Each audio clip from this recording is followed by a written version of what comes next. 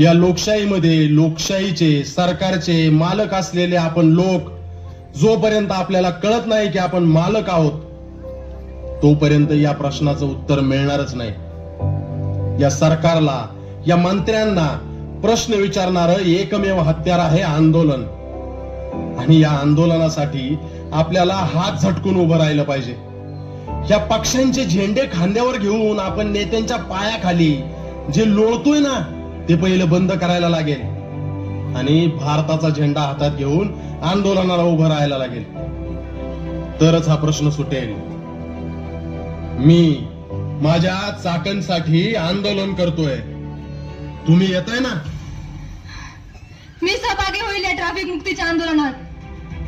आणि तुम्ही लोकशाहीचे मालक असूनही तुम्हाला जर या आंदोलनात सहभागी होता येणार नसेल ना तर ह्या घ्या बांगड्या.